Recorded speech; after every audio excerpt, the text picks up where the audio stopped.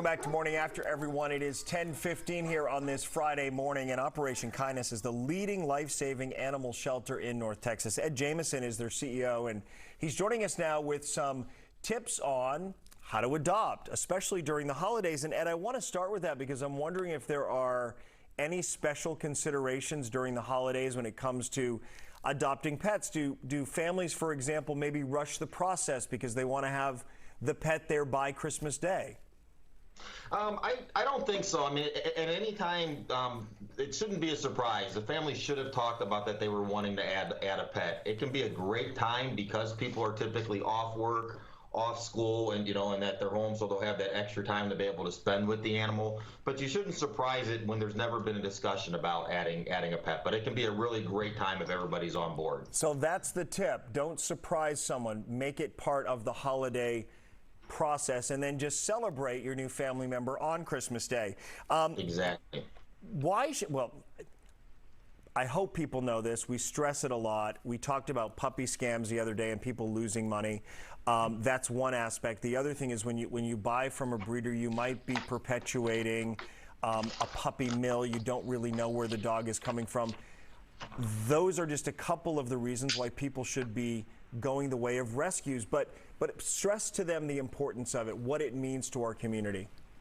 Well, that's it again, and there are reputable places, but there's so many rescues and shelters that are doing the work day in, day out. Animals by the tens of thousands coming in. Operation Kindness, we've been in existence for over 45 years, so we are.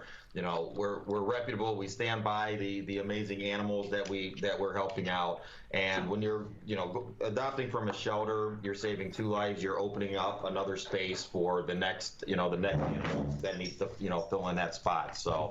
We're on pace to do nearly 6,000 animals this 12-month period for us since we've opened up. 6,000. How does that compare to years past? Is that a record number or is that an average number? Yeah, no, it's definitely record number for us. And again, the team is really focusing on with our partners. It's been a really rough year in the animal world with COVID and not as many people coming out. So we've been doing everything we can to be a good resource to all of the government shelter partners that we work with. So many cute ones, including the one you're with. Okay, tell me who you're with right now, because he's about to climb the wall there. Yes, this is Moonbeam. She is so sweet. A 7-year-old Shepherd mix came from one of our partners. She had some medical issues, a really upper respiratory infection, as well as we had to do some pretty major dental work.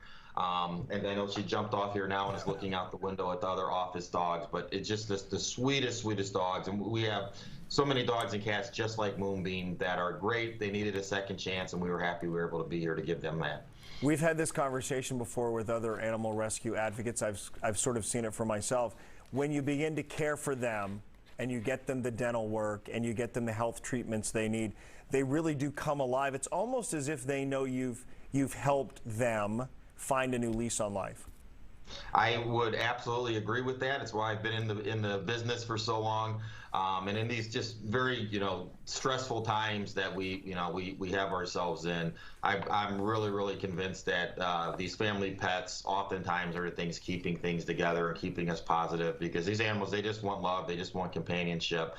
And so when we're dealing with all of the hustle and bustle of our daily things that go on, and you come home and your pet is there, just with greeting you with a smile and a kiss on the face, that's really hard to beat. Yeah, it really is. All right, so we have a minute left here. Let's just take people through kind of the actual logistics. They visit you where, and the process looks like what? What's the paperwork? What's the timeline? How do you vet them? How do you know it's a good match? All of those things. Yeah, we have a great team and really work hard to have our team working in the right spots. Some are more in the animal care, some really love helping be that matchmaker in our client services. But all of our animals that are available can be seen at operationkindness.org. You can come to our shelter at 3201 Earhart in Carrollton. We're also at the Galleria until next Friday. On Thursday, Friday, Saturday, and Sunday, we've been at the Galleria. That's been extremely successful. And again, it's a well-trained team. Their job is to talk to you, have a conversation with you about what you're looking to add for your family, and then we do the best that we can to try to match. The team works really, really hard to try to get to know the animals as good as we can. And we are in the process of switching to paperless, so we're really proud of that we're trying to gather the information that we need to gather that helps us match you and not have to use as much paper in the process. But yeah, it's pretty seamless. We get a lot of compliments about how the staff interacts with patrons when they come to our facility. Yeah, you guys have a great reputation. It precedes you for sure. Thank you, Ed, for being here with us. Have a great holiday. I'm glad it's been a good year so far and that people are extending themselves. I think that's a good sign. OperationKindness.org. They're on social media as well.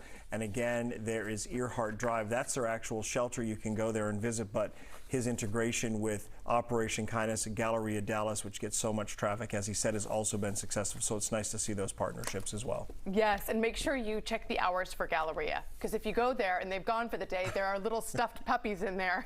Oh, instead of the actual dogs. Yes. You've seen that. You've seen yes. that. Well, Brighton was like all excited. I was like, oh, we're gonna go see the the animals up for adoption. We got there, they were like stuffed, and she's like, oh, they're not moving. well, What's going on? This is not what I wanted. Check the hours. That's the last tip. All right. Oh.